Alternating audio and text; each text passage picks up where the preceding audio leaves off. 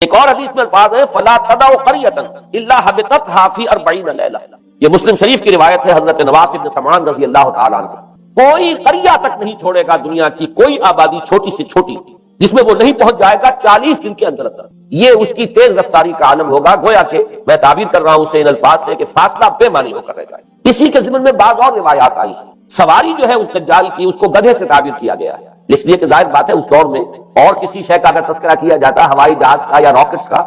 تو وہ تو لوگوں کی سمجھ میں نہ آتا، اور پہلے انہیں ساری سائنس پڑھانی پڑتی تب وہ الفاظ استعمال کرتے، لہذا وہ اس کا خچر اس کا جس پر سواری ہوتی ہے، لیکن اس کی تیز رفتاری کے لیے الفاظ آئے ہیں کہ اس کا ایک قدم اگر مکے میں ہوگا تو دوسرا قدم شام میں جا کر پڑے، اور الفاظ یہ آئے ہیں کہ اس کے دونوں کانوں کے درمیان فاصلہ جو ہے وہ 40 باع کا یعنی 80 ہاتھ کا ہو، بلکہ حضرت علی رضی اللہ تعالیٰ عنہ کے خطبے میں جو اس کا بیان ہوا ہے کہ اس کا ایک کان جو ہے وہ 30 ہاتھ لمبا کان ہوگا اس کا۔ ابھی ذرا یہ صرف احادیث آپ سنتے جائیے، پھر اس کے بارے میں ان سب کو جوڑ کر جو ہمیں نتیجہ نکالنا ہے اس پر گفتگو بعد میں ہوگی۔ اسی طرح آواز کا معاملہ کہ اس کی آواز چہار دانگ عالم میں بیک وقت سنی جائے گی۔ الفاظ یہ ہے ینادی بصوت لہو یسمع لہو ما بین الخافقین، وہ ایک ایسی آواز کے ساتھ پکارے گا کہ جسے مشرق و مغرب کے مابین رہنے والا ہر شخص سنے۔ اس کی آواز جو ہے گویا کہ وہ تمام فاصلوں کے جو پردے ہیں اس کے لیے وہ حائل نہیں رہیں گے، بلکہ یہ کہ اس کی آواز جو ہے پوری دنیا میں مشرق و مغرب میں بیک وقت سنائی دے گی۔ تیسری بات معلوم ہوتی ہے کہ علاج معالجہ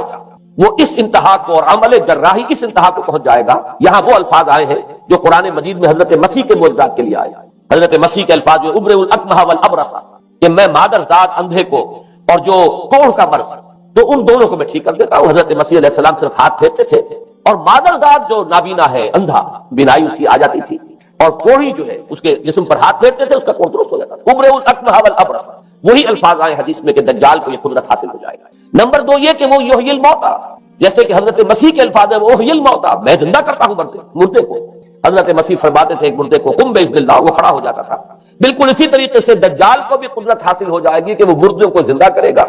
مزید وضاحت ایک حدیث میں یہ ہے کہ وہ ایک شخص کو آری کے ساتھ بیچ میں سے چیرے گا، 2 ٹکڑے کر دے گا، پھر سینے گا اور زندہ کر دے گا۔ معلوم یہ ہوا کہ علاج معالجے کا علم اور دوسرے یہ کہ جراحی کا علم جو ہے وہ اپنی ان بلندیوں کو پہنچے گا کہ اس حد تک انسان کی رسائی ہو جائے گی۔ چوتھی بات، اس کو زمین اور فضا پر اس قدر غلبہ حاصل ہو جائے گا، الفاظ یہ حدیث کے یامر السماء فتمطر، وہ آسمان کو حکم دے گا بارش برسا اور وہ بارش برسائے گا، والارض فتنبت، اور زمین کو حکم دے گا کہ فصلیں اگا اور وہ اگائے گی، ویمر بالخربۃ فیقول لها اخرجی کنوزک،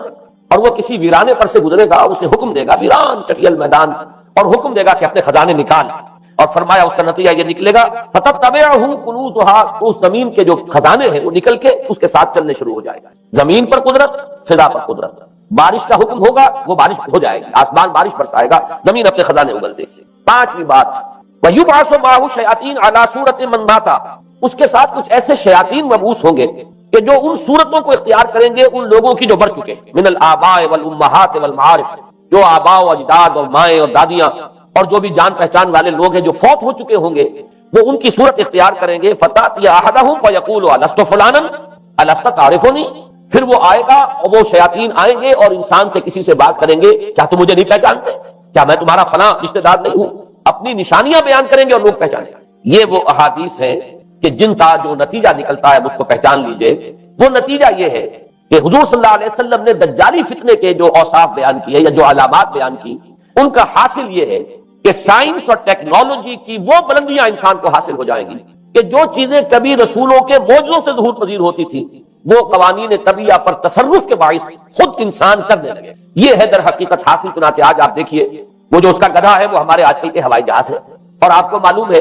کہ یہ رڈار جو ہے ان کے ہوائی جہازوں کے یہ بالکل اینڈز پر ہوتے ہیں، ان کے بازوؤں پر، اور یہی ان کے کان ہیں، انہی سے انہیں وہ معلومات حاصل ہوتی ہے۔ خود ان کی لمبائی چوڑائی جو ہے وہ کتنی ہے، اور پھر یہ کہ ان کے درمیان فصل جو ہے وہ 80 ہاتھ کا یا 40 باع کا وہ موجود ہے، اور جہاز کی ایک اڑان اب تو کہیں بات پہنچ گئی کہ آپ کو معلوم ہے کہ پوری دنیا کے گرد بھی ایک جہاز جو ہے وہ چکر لگا لیتا ہے چند گھنٹوں کے اندر۔ لیکن یہ ہے کہ عام جو رفتار ہے اس میں بھی ایک پڑاؤ سے دوسرے پڑاؤ تک، ایک جگہ سے جس کو ہاپ کرنا کہتے ہیں، یہ بھی کم سے کم 500-700 میل کا عام طور پر سفر جو ہے وہ جہاز طے کر رہا ہے۔ اسی طریقے سے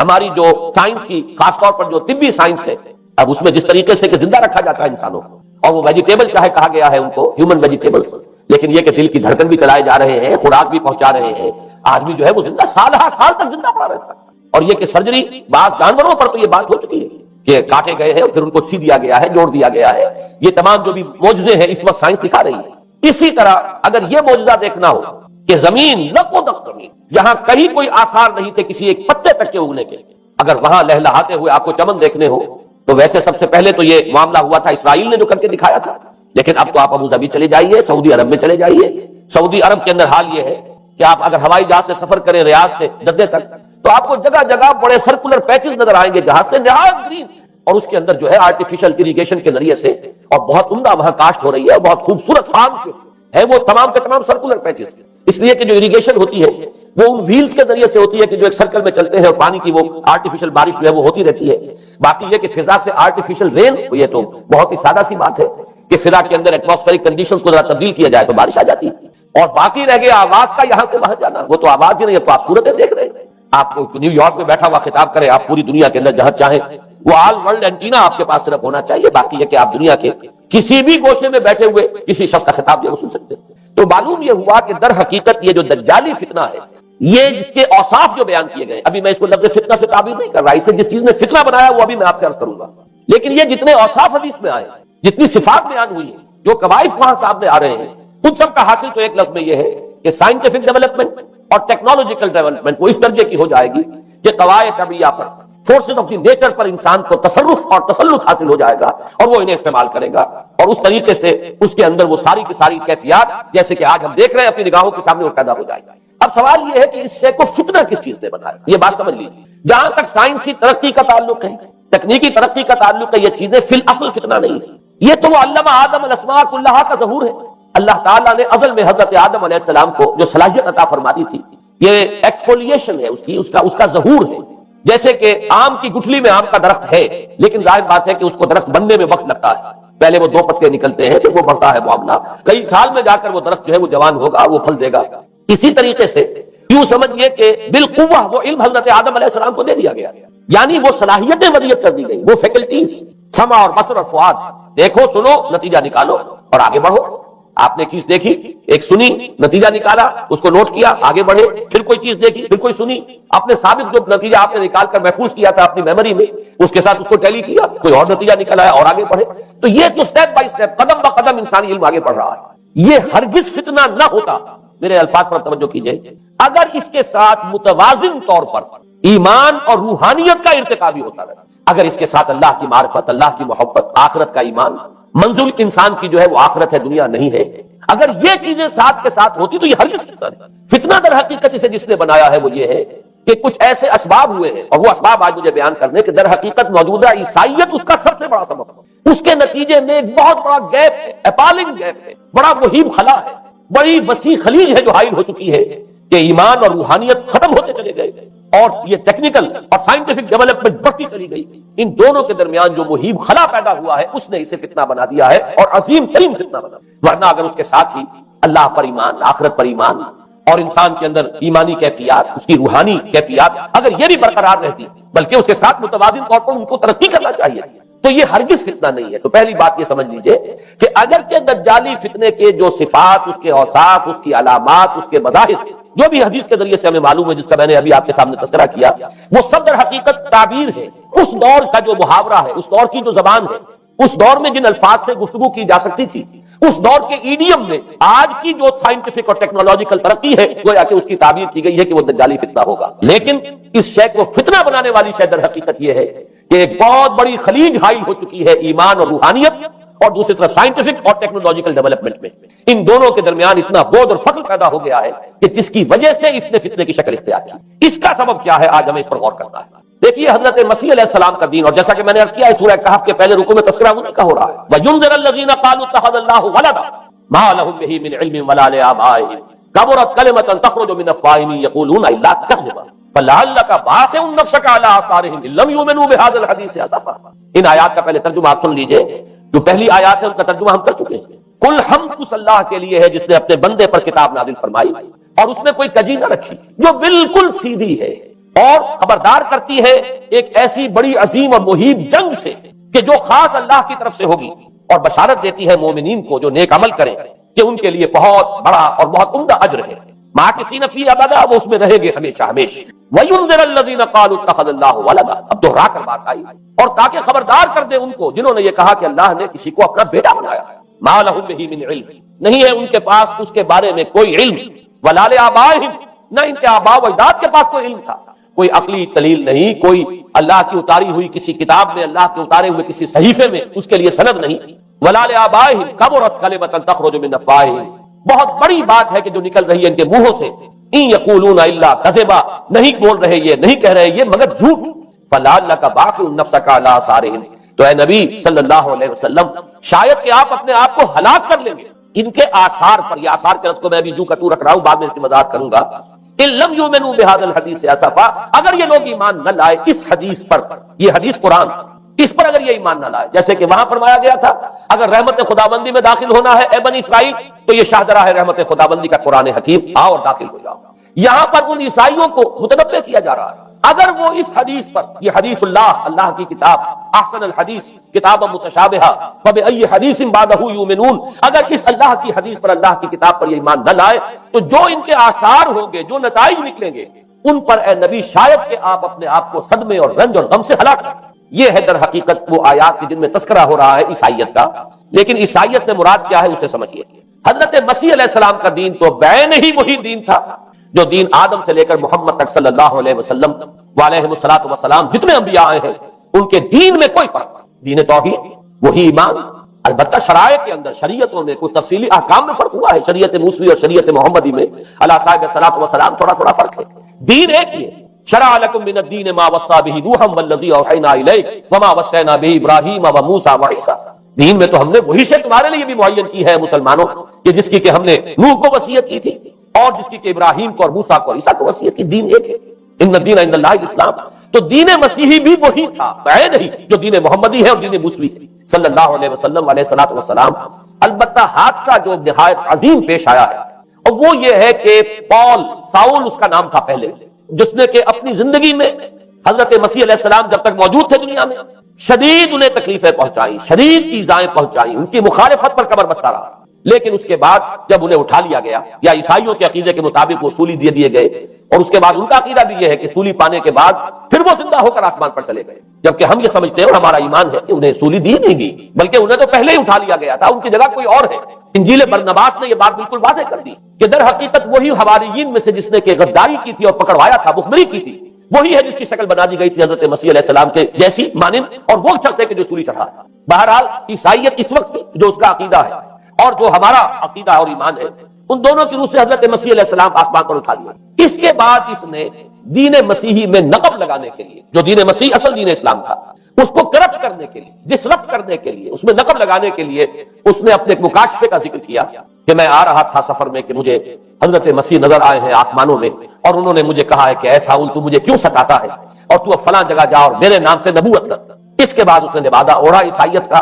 اور اس نے آ کر جس طرح عبداللہ ابن سبا نے محمد الرسول اللہ صلی اللہ علیہ وسلم کے دین میں نقب لگائی، اسی طریقے سے اس شخص نے دین مسیحی میں نقب لگائی۔ فرق یہ ہے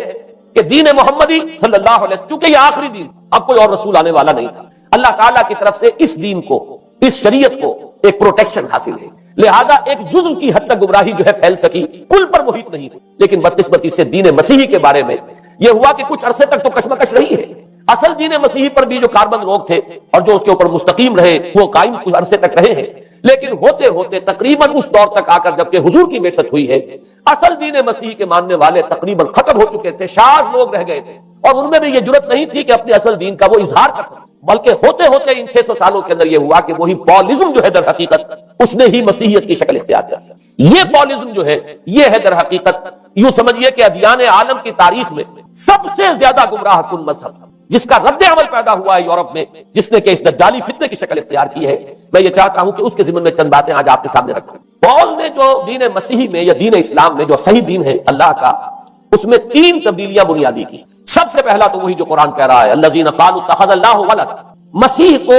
حضرت مسیح علی نبینا علیہ الصلوۃ والسلام، انہیں خدا کا بیٹا قرار دیا گیا۔ اور اس میں بھی نوٹ کیجئے بیٹے کے لیے عربی زبان میں 2 لفظ ہیں، ابن اور ولد۔ ابن کا لفظ ذو معنیین ہے، 2 معنی ہے اس کے، ابن بیٹے کو بھی کہتے ہیں، اور ابن کا کوئی معنوی تعلق بھی ہو سکتا ہے، صرف بیٹا نہیں۔ ابن السبیل مسافر کو کہتے ہیں، راستے کا بیٹا، یعنی چونکہ راستے کے ساتھ اس کا ایک تعلق ہے، راستہ چل رہا ہے، وہ تو ابن السبیل ہے۔ ابن الوقت، وقت کا بیٹا، وہ وقت کا بیٹا اس معنی میں نہیں ہے، بلکہ یہ ہے کہ جو ہر وقت جو ہے حالات کے مطابق گرگٹ کی طرح اپنا رنگ بدلتا چلا جائے، چلو تم ادھر کو ہوا ہو جدھر کی، وہ ابن الوقت ہے۔ تو ابن الوقت اسی طریقے سے جو میں نے دوسری مثال دی ہے، ان کو اگر آپ سامنے رکھیں گے تو معلوم یہ ہوا کہ ابن کے تو دونوں معنی ہو سکتے ہیں، لیکن ولد یہ بالکل مخصوص ہے اولاد کے معنی میں۔ ولد یہ تو گویا کہ صلبی اولاد، اور عیسائیت وہ ہے مذہب کہ جس نے کہ بدترین شرک کی صورت اختیار کی ہے، اور ان کے ہاں عقیدے میں یہ الفاظ ہیں کہ مسیح اللہ کا، خدا کا صلبی بیٹا ہے، تاکہ کوئی شک نہ رہ جائے کہ کوئی اور نسبت ہے جسے ابن سے تعبیر کیا گیا، کوئی اور تعلق ہے جس کے لیے یہ لفظ اختیار کیا گیا، صلبی کا لفظ استعمال کیا گیا ہے کہ یہ خدا کا صلبی بیٹا ہے۔ اور یوں سمجھیے اب اس کا جو نتیجہ نکلا کہ بیٹا اگر کسی کا ہے تو ظاہر بات ہے کہ وہ ہم جنس ہے، ہم نوع ہے اپنے باپ کا۔ انسان کا بیٹا انسان ہوگا، سید زادہ جو ہے سید کا بیٹا سید ہوگا، مغل کا بیٹا مغل ہوگا، گھوڑے کا بیٹا گھوڑا ہوگا، گدھے کا بیٹا گدھا ہوگا۔ معلوم یہ ہوا کہ بعین ہی جو کچھ باپ ہوتا ہے وہی بیٹا ہوتا ہے۔ لہذا اس لفظ نے در حقیقت شرک کی بدترین صورت اختیار کی کہ بالکل اللہ کے برابر، اللہ کا ہم نوع، گویا کہ بدترین شرک جو ہے شرک فی الذات ہے۔ اور شرک فی الذات کی بدترین صورت یہ ہے کہ جو عیسائیت میں آئی ہے کہ حضرت مسیح علیہ السلام کو اللہ کا صلبی بیٹا قرار دیا۔ اب اس کے نتیجے میں چونکہ ظاہر بات ہے کہ آخر بائبل بھی موجود تھی، اس بائبل کو ایک دم کیسے ختم کر دیتا سینٹ پال؟ سینٹ پال کہیں یا بہرحال میں تو لفظ سینٹ اس کے ساتھ استعمال نہیں کرنا چاہتا، لیکن چونکہ ہمیں یہ ہدایت ہے قرآن مجید کی بھی کہ جو باطل معبود بنا لیے جاتے ہیں انہیں بھی ہم کو ان کے لیے توہین والے الفاظ استعمال نہ کریں، لہذا میں یہ لفظ استعمال کر رہا ہوں، ورنہ جی تو چاہتا ہے کہ کوئی اور لفظ اس کے لیے استعمال کیا جائے۔ لیکن جو بھی اس وقت دنیا میں اس کا معروف نام ہے پال، سینٹ پال، تو اس نے چونکہ ظاہر بات ہے کہ پوری بائبل کو کیسے ختم کر دیتا، ایک دم تورات کو کیسے ختم کر دیتا؟ تورات تو آج تک چلی آ رہی ہے بائبل کے ساتھ ملی ہوئی، the old testament, the new testament, یہ دونوں مل کر بائبل بنتی۔ لہذا اب گورکھ دھندا بنانا پڑا انہیں، وہ تسلیس والا گورکھ دھندا، تین میں ایک، ایک میں تین، توحید بھی ہے تسلیس بھی ہے، تین میں ایک، ایک میں تین، اور یہ وہ شے ہے کہ جس نے عقیدے کا تعلق عقل سے منقطع کر دیا۔ کسی سمجھ میں آنے والی بات ہے، تین میں ایک، ایک میں تین، ایک گورکھ دھندا ہے۔ نتیجہ انہوں نے یہ نکالا کہ ڈوگما در حقیقت اس کا عقل سے کوئی تعلق نہیں، ڈوگما بس عقیدہ ہے، اور اس عقیدے ہی کے اوپر سارے دین کی بنیاد ہے، باقی وہ عقل میں آئے نہ آئے، عقل کے لیے قابل قبول ہو یا نہ ہو۔ یہ بات اچھی طرح سمجھ لیجئے کہ اگرچہ ہمارے ہاں ہم بھی یہ بات کہتے ہیں کہ بہت سے حقائق جو ہے کائنات کے وہ ایسے ہیں کہ جن تک عقل کی رسائی نہیں، اس کے لیے ہم مجبور ہیں، محتاج ہیں وحی کی ہدایت کے۔ لیکن دو چیزوں میں فرق کیجئے، ایک ہے عقل سے ماورا ہونا اور ایک ہے عقل کے خلاف ہونا، ان دونوں چیزوں میں زمین و آسمان کا فرق ہے۔ ایک وہ حقائق ہے کہ جو عقل از خود ان تک رسائی حاصل نہیں کر سکتے، لیکن جب وہ سامنے آتے ہیں تو عقل تسلیم کرتی ہے کہ ہاں یہ بات سمجھ میں آتی ہے۔ ایک وہ چیزیں ہیں کہ جن کو عقل تسلیم نہیں کرتی، تو ایک ہے مخالف عقل، ایک ہے برائے عقل، ان دونوں میں زمین و آسمان کا فرق ہے۔ ہمارے دین میں تو عقل کو اپیل کیا گیا ہے، لعلکم تعقلون، لعلہم یعقلون، اولو الالباب الذین یعقلون۔ اب ظاہر بات ہے کہ عقل کو ہاتھو برہانکم ان کنتم صادقین، لاؤ دلیل اپنی، تو دلیل سے عقل سے اپیل کی گئی۔ اور اس میں وہ رشتہ جو میں نے کئی مرتبہ بیان کیا علامہ اقبال کے اشعار کے حوالے سے کہ عقل گو آستہ سے دور نہیں، اس کی قسمت پر حضور نہیں، اور گزر جا عقل سے آگے کہ یہ نور چراغ راہ ہے، منزل نہیں، منزل تک تو عقل نہیں پہنچائے گی لیکن راستہ تو دکھاتی ہے، اور جب کہ وحی کی روشنی سامنے آتی ہے تو عقل اس کی تصدیق کرتی ہے۔ یہ ہے ہمارا موقف اور یہ ہے عقلی معقول موقف۔ لیکن عیسائیت نے، بلکہ کہنا چاہیے پالیزم نے، مجھے یہاں پر لفظ عیسائیت اب استعمال کرنا نہیں چاہیے، اس لیے کہ حضرت عیسیٰ سے اب اس کی نسبت نہیں رہی، حضرت عیسیٰ سے اس کی نسبت جو ہے یہ مس نومر ہے، یہ غلط نام ہے۔ دی 100 کا مصنف جو ہے ڈاکٹر مائیکل ہارٹ،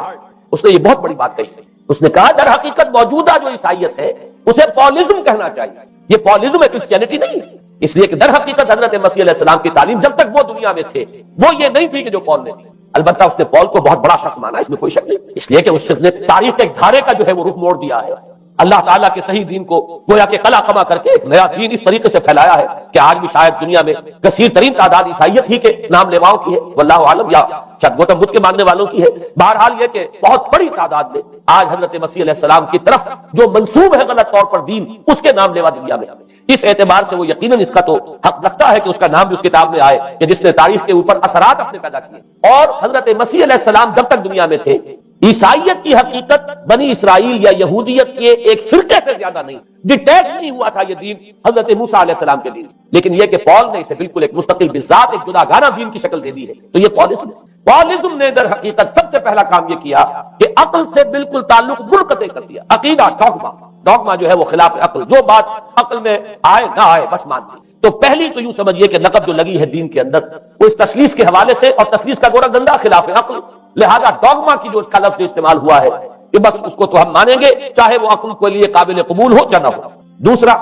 اس سے بھی زیادہ آپ دیکھیے ایک سے ایک بڑھ کر اینٹ رکھی جا رہی ہے. خشت اول چونے حد میں مار کر تاثریہ امیر احمد دیوار پر. دوسرا کفارے کا عقیدہ جو مبنی ہے صلیب کے عقیدے پر. مسیح نے انتہائی ذلت کی موت